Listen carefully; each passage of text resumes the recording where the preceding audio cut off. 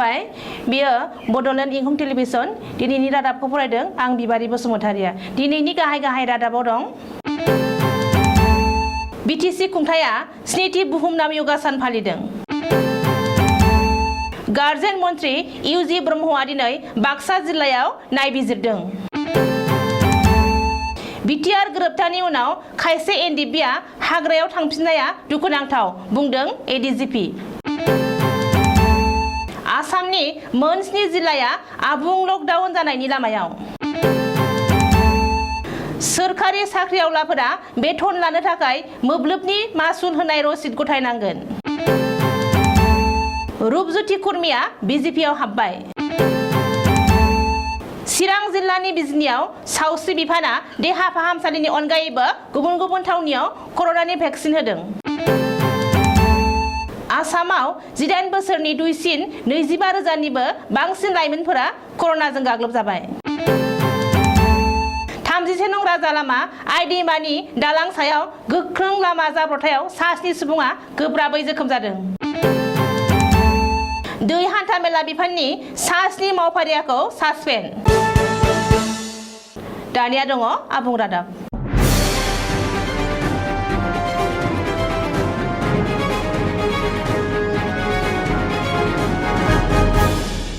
दिनै 21 जुन बुहुमनां योगा सान।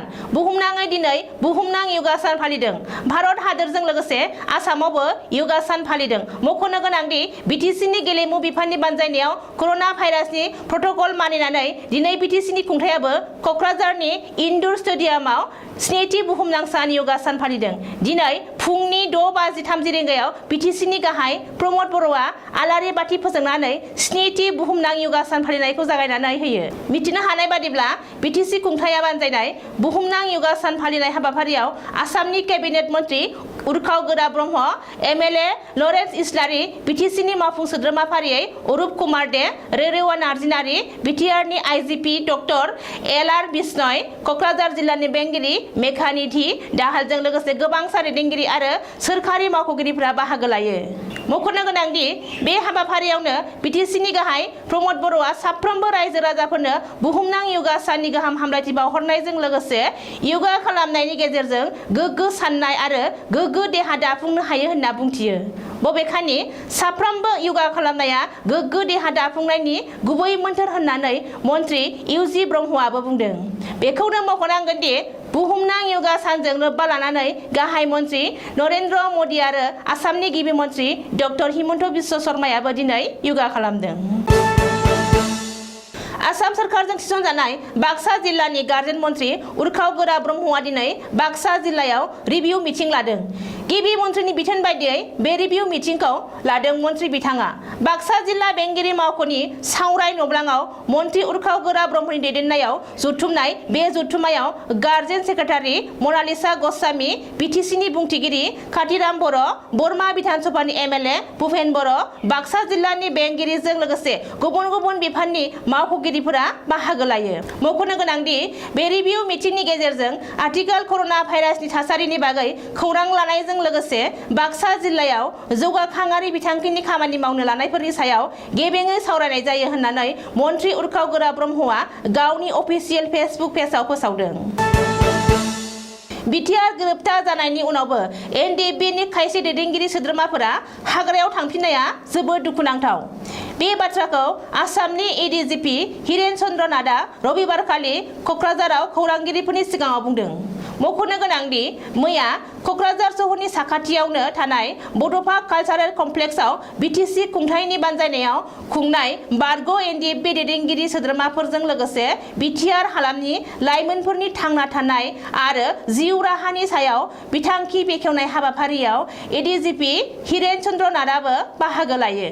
बे हाबाफारिनि उनावनो एडिजिपिआ खौरांगिरि सिगाङाव बुंदों दि बिटिआर गोरोबथानि दफा बादियै हाइनेस आरो नन हाइनेस केसफोराव नांना थानाय बारग' एनडिएफबि दैदेनगिरि सोद्रोमाफोरखौ उदां खालामनायनि सायाव नखर बिफाना नायबिजिरगासिनो दं।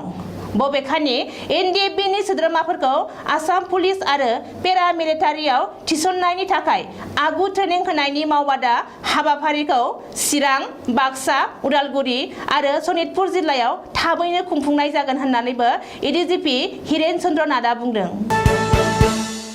आसामाव कर'ना भाइरासनि गाग्लोबनाया रुइलांनो लागै लाबाय, नाथाय रायजोनि माखासे जिल्लायाव दासिमबो कर'नानि गाग्लोबनाया खमायनायनि मुं लायाखै। बेखौ नोजोर होनानै सोलिफु सप्तानि गेजेरावनो रायजोनि मोन 7 जिल्लायाव आबुं लकडाउन फोसावनांनो हागौ होननानै इसारा होदों गिबि मन्त्रि डक्टर हिमन्त बिश्व शर्माया। गिबि मन्त्रि डक्टर हिमन्त बिश्व शर्माया रबिबारखालि मोनसे खौरांगिरि मेलाव बुंदों दि आसामाव कर'ना भाइरासनि गाग्लोबनाया गोबां जौखोन्दो खमायबाय, नाथाय माखासे जिल्लायाव दासिमबो खमायाखै। बेनि थाखायनो रायजो राजानि रैखाथिखौ नोजोर होना फैगौ बुधबार खालिनिफ्राय रायजोनि माखासे जिल्लायाव 10 साननि थाखाय आबुं लकडाउन फोसावनांनो हागौ।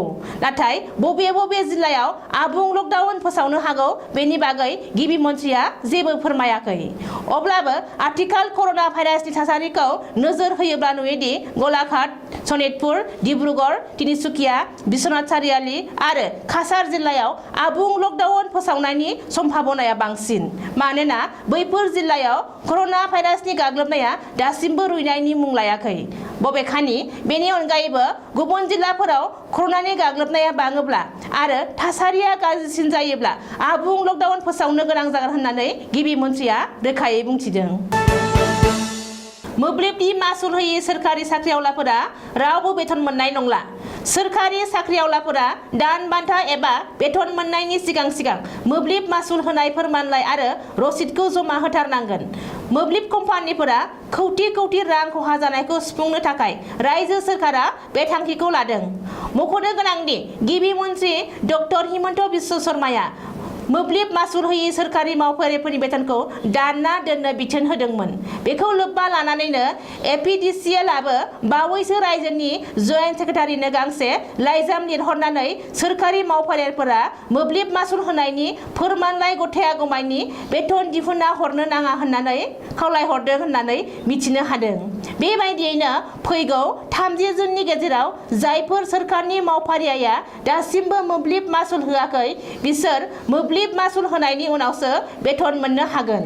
नोजोर होनो गोनांदि गिबि मन्थ्रिया बावैसो बिजुली भवनाव मोब्लिब बिफाननि मोनथामबो कम्पानिफोरजों सावरायनानै खहा जानायफोरखौ नायबिजिरदोंमोन।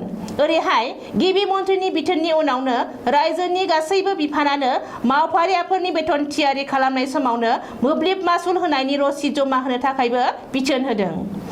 बिफानफोरनि बे बिथोननि उनावनो जायफोर सोरखारि मावफारिया थांनाय गोलाव समनिफ्रायनो मोब्लिब मासुल होआखै बैसोर हाफाथुरि जानो गोनां जादों। मरियनि बारग' एमएलए रुपज्योति कुर्मीया दिनै बिजेपिआव जयेन खालामबाय। एनएचपिसिनि नब्लाङाव खुंनाय बरायनाय हाबाफारियाव दिनै गिबि मन्त्रि डक्टर हिमन्त बिश्व शर्मा आरो बिजेपिनि दैदेनगिरिफोरनि नुजाथिनायाव बारग' एमएलए आरो कंग्रेस दैदेनगिरि रुपज्योति कुर्मीया उदाङै बिजाथियाव जयेन खालामो आरो जारोम गाबनि सि गानो। मख'नो गोनांदि मरियनि बियाबनिफ्राय लान्थ्रियै ब्रैथि खेबनि थाखाय एमएलए महरै देरहानो हानाय कंग्रेसनि एमएलए रुपज्योति कुर्मीया दोलोनि दैदेनगिरिफोरनि सायाव खुद्रिनानै बावैसो सान सिगां गावनि एमएलए मासिजों लोगोसे पार्टीखौ नागारदों।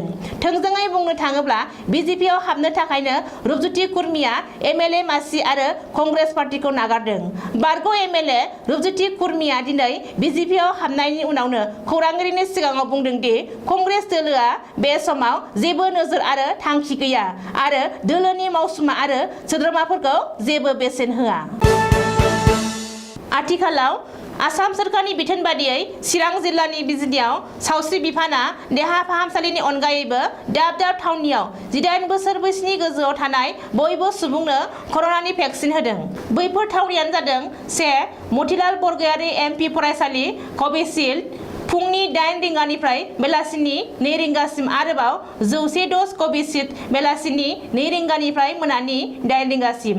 2 शंकरदेव शिशु निकेतन स्कुल फुंनि 8 रिंगानिफ्राय बेलासिनि 2 रिंगासिम आरोबाव बेलासिनि 2 रिंगानिफ्राय मोनानि 8 रिंगासिम। 3 बिजनि शिशु कल्याण गोजौ फरायसालियाव कभेक्सिन 100 द'ज फुंनि 8 रिंगानिफ्राय बेलासिनि 2 रिंगासिम आरोबाव बेलासिनि 2 रिंगानिफ्राय मोनानि 8 रिंगासिम कभेक्सिन 100 द'ज। बेनि अनगायैबो भेटागाव CSC बिजनि SD Ulubari SSC Bishnupur PESC बरबाजार SD सुबाइजार SD आनन्द बाजार SC पानबारि SSC आलिकुन्दा PSC Gargaon PLC खैलामैला SSC आमटेका MPSC आरो माख्रा फाथिगुरि MPHC बेफोर गासैयावबो 100 द'ज कभिसिल्ड भेक्सिनखौ 18 बोसोर बैसोनि गोजौ सुबुंफोरा लाहैनो हागोन। आसामाव महामारी कर'ना भाइरासनि नैथि दोहौनि गाग्लोबनाया सोलिगासिनो दं। बेजों लोगोसेनो आसामावबो कर'ना भाइरासनि थामथि दोहौनि गाग्लोबनाया थाबैनो फैनो हागौ होननानै सावरायगासिनो थानाय जादों आरो बेनि थाखाय आसामनि सावस्रि बिफाना आबुं थियारि खालामदों आरो नांगौ बादि कभिड बिसना आरो ICU थियारि खालामगासिनो दङ। नाथाय थामथि दोहौनि गाग्लोबनायनि सिगांनो आसाम नाङै 25,000निबो बांसिन 18 बोसोर बैसोनि दुइसिन लाइमोनफोरा कर'नाजों गाग्लोबजाबाय होननानै सावस्रि बिफाननि रिपर्टआव फोसावदों। मख'नो गोनांदि कर'नानि थामथि दोहौनि सिगांनो दिनैनिफ्राय सानफ्रामबो 3 लाख सुबुंफोरनो कभिड भेक्सिन होनायनि हाबाफारि लादों रायजो सोरखारा। ओरैहाय रायजोनि माखासे जायगाफोराव अक्सिजेन प्लेन्टनि खामानियाबो सोलिगासिनो आरो आसामाव दासिम अक्सिजेननि आंखाल जाथ'वाखै। बबेखानि आसाम सोरखारा मिरुनिफ्राय थोजासे अनसुंथाइ आरो मददफोरखौ मोनगासिनो दं होननानैबो सावस्रि मन्थ्रिया सुलुङाव बुंदों।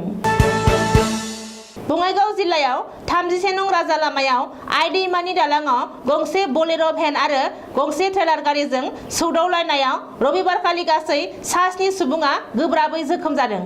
मख'नो गोनांदि अभयापुरीनिफ्राय बिजनि फारसे फैबाय थानाय AH25CC 8012 बोलेर' पिकआप भेनआव माखासे लेबार मावग्रा सुबुं गाखोनानै फैदोंमोन।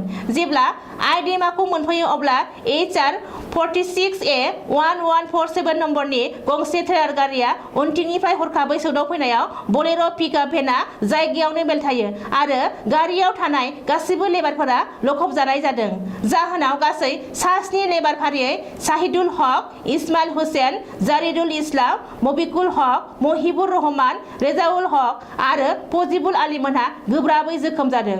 पुलिसनि सुलुङाव फोरमायनाय बायदिब्ला आथिखालाव जोखोम जानाय साफ्रोमखौबो बङाइगावनि स्वागर हस्पिटालाव देहानि जोथोन लाहोनो थाखाय थिसननाय जाबाय। गावबा गावनि डिउटियाव अबहेला एबा लेहेम खालामनायनि थाखाय दै हान्थामेला बिफाननि 7 मावफारियाफोरखौ साख्रिनिफ्राय होखारबाय। हान्थामेला बिफाननि मन्थ्रि चन्द्र महन पाटवारिनि बिथोन बायदियै दै हान्थामेला बिफाननि 7 मावफारियाफोरखौ साख्रिनिफ्राय होखारनाय जायो।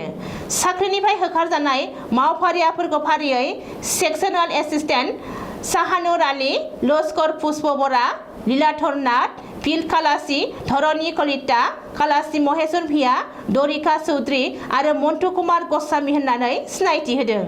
बबेखानि खामानियाव लेहेम खालामनाय सासेबो मावफारियाखौ रेहाय होनाय जानाय नङा आरो नायबिजिरनायाव बिसोरनि सायाव दाय मोनोब्ला गोख्रों राहा लानाय जागोन होननानै हान्थामेला मन्थ्रि चन्द्र महन पाटवारिया बुंदों। दिनैनि रादाबा एसेनोसै। गोजोन्थों।